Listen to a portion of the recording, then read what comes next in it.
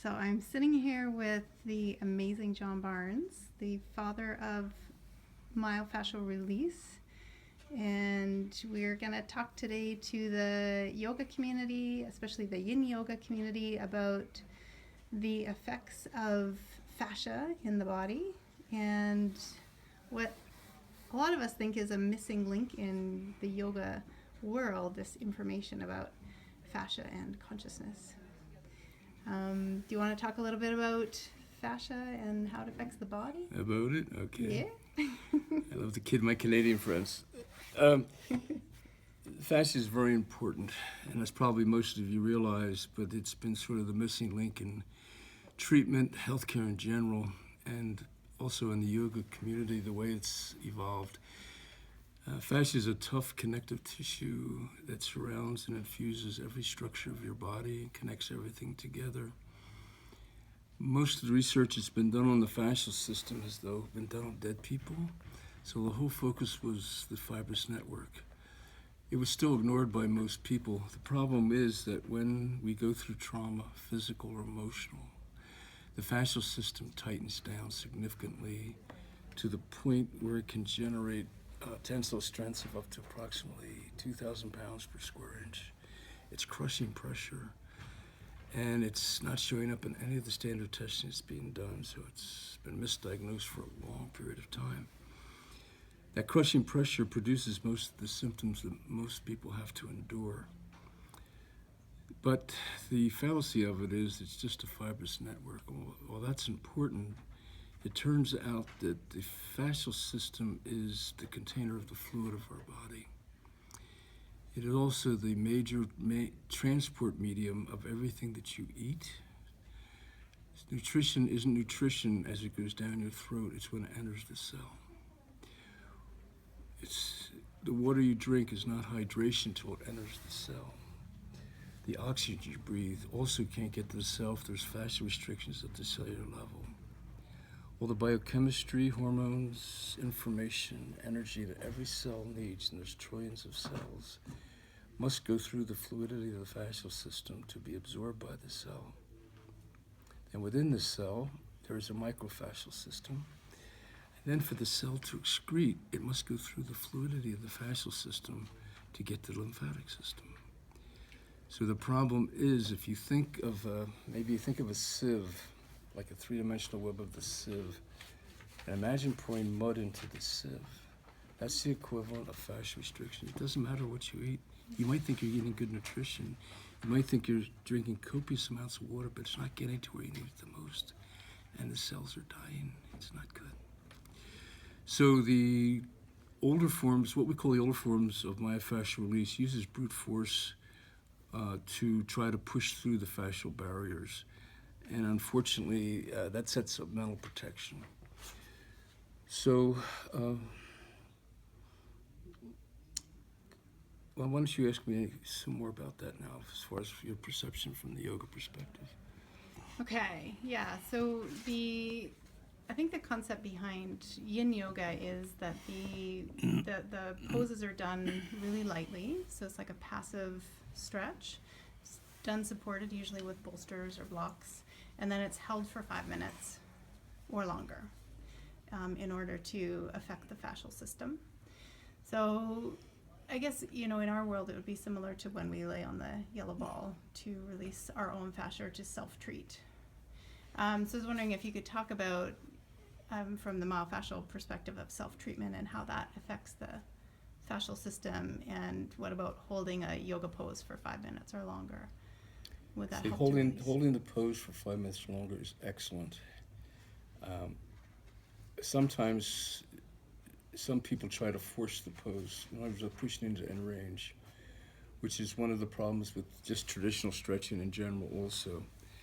Pushing into end range sets up mental protection, even though it's gentle.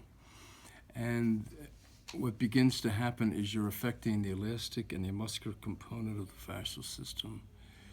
And you do get a result, but it can be limited or it doesn't hold very long. And the elastic and muscular component is 20% of the fascial system. The other 80% is what we call the collagenous aspect. That's the part that requires the time, and then what we call unwinding, which is the movement part of myofascial release. So my suggestion is, if you want to practice this, go to the barrier, be very soft at the barrier. Let's say that just say you have a restriction of arm range. Well, most stretching is pushing into end range. In yoga, you're in a position, but you're going to stop wherever you're restricted, right? Yeah. Okay, so what you want to add in is the telescoping effect too. So at end range, don't force, soften into it, breathe with it slowly, but then start to telescope a bit. And then you hit an end range in that direction. Then you wait, and as you take your brakes off, you'll notice a motion begins to occur. That's the subconscious moving you. We call it unwinding. The subconscious is what heals us. So if we push too hard or we push into end range, even if it's gentle, the subconscious goes more into protection. So the whole idea is to really soften, wait, and then take your brakes off and trust the motion that begins to occur. It's not a conscious motion now. It's a very simplistic way of looking at consciousness, and I call it Channel 5 and Channel 3.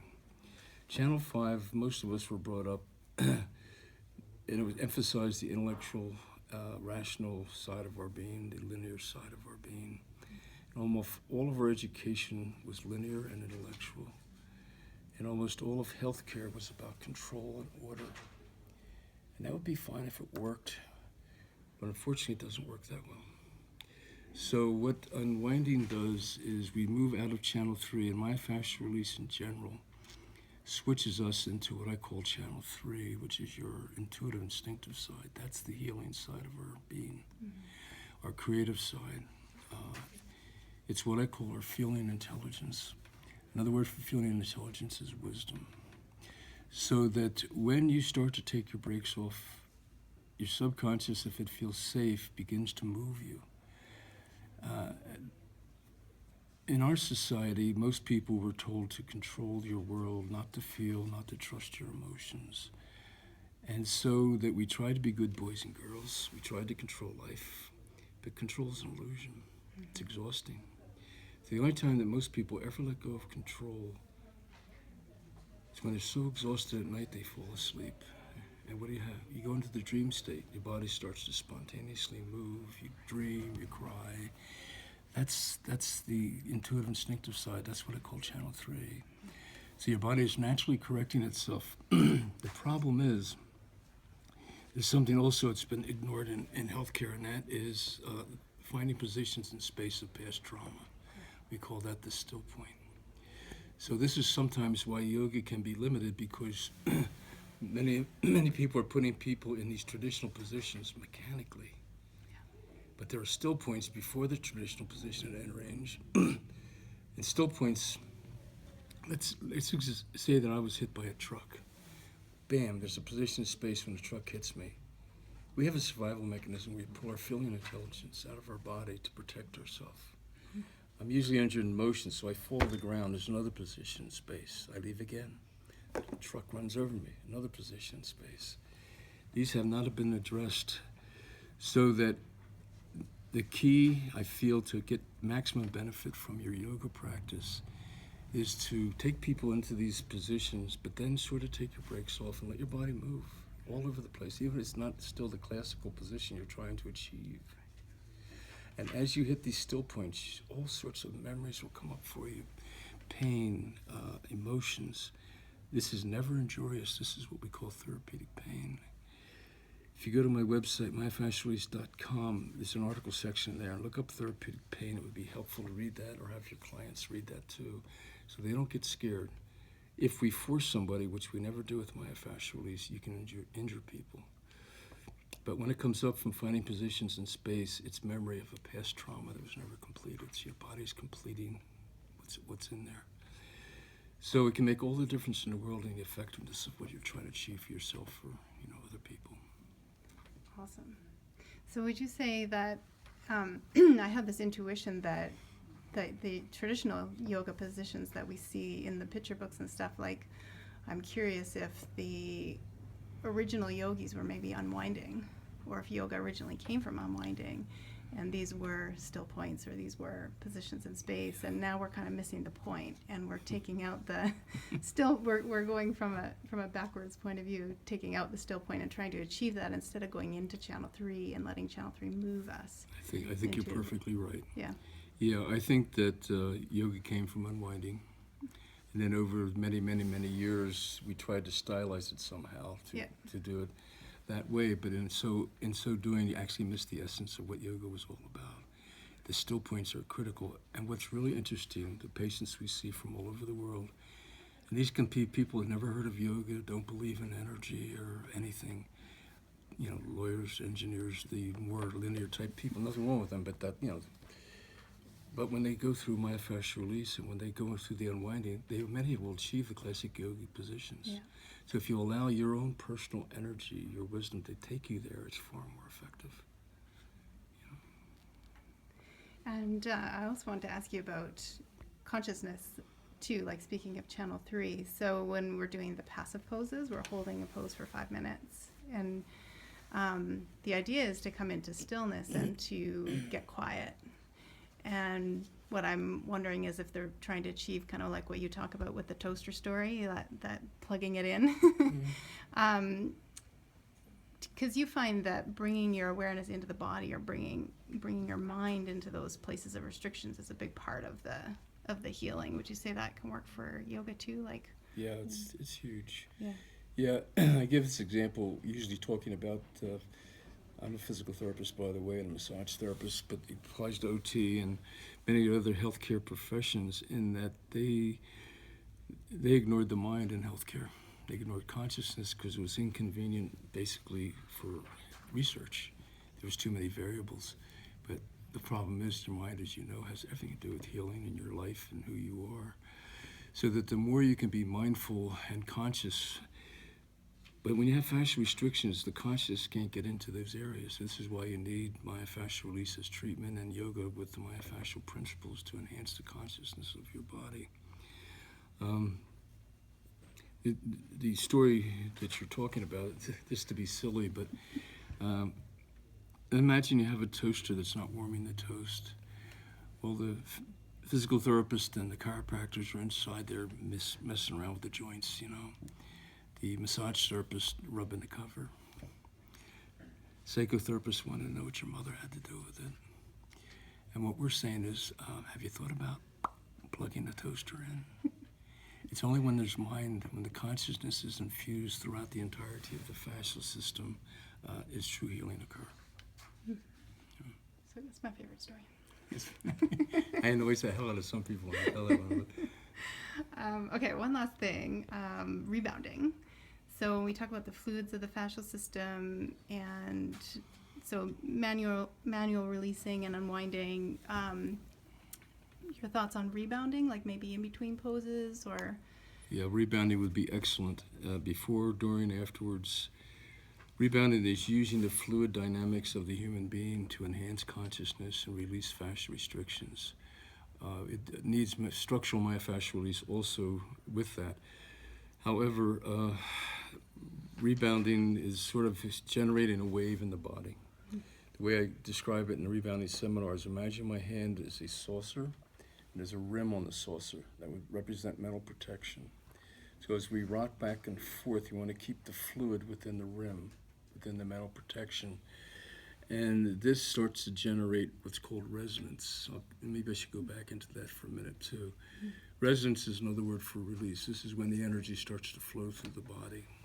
I'm not sure if I mentioned it before, but when we go through trauma, as fascial restrictions occur both in the head and the body, it can generate tensile strengths of up to 2,000 pounds per square inch. Crushing pressure, nerves, blood vessels, cells, joints.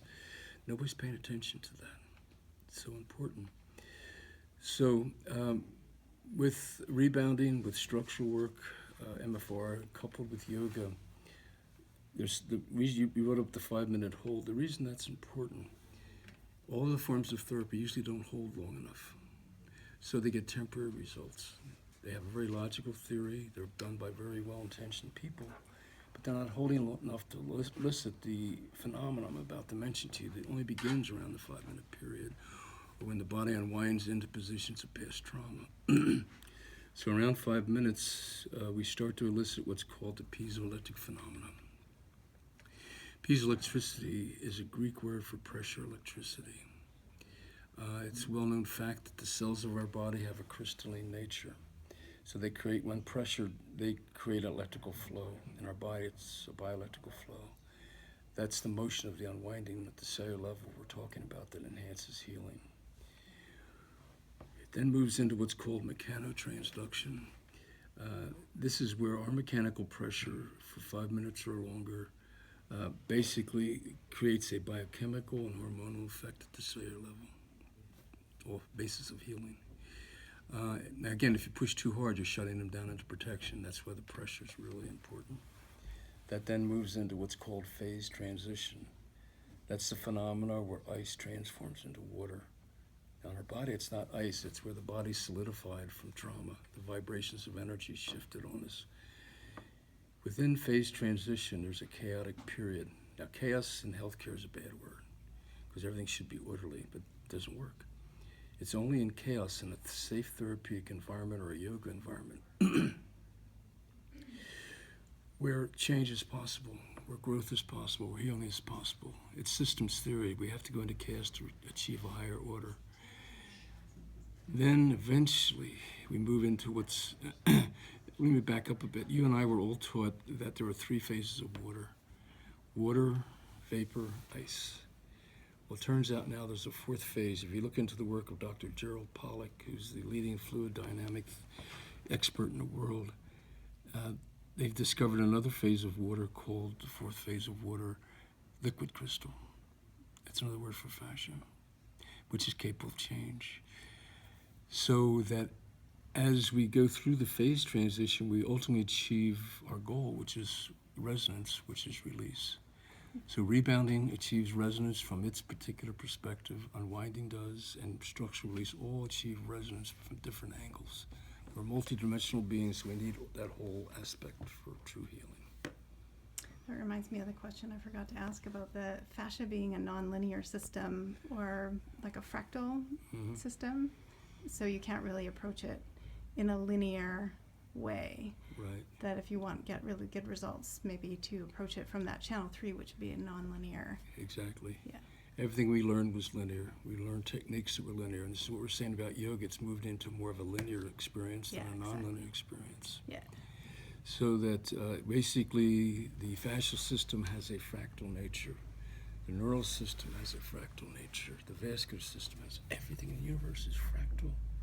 After you've looked at this video, go outside and look at nature. Look at the trees, the roots, the leaves, every snowflakes. Everything is fractal. Requires totally different principles. So we've gotten away from nature's way, basically. Yeah. So awesome. Thank you. You're welcome. Any other advice you'd want to give to the yoga community about fascia? Listen to her. She knows what she's talking about. Nice to be with y'all. Thank you. You're welcome.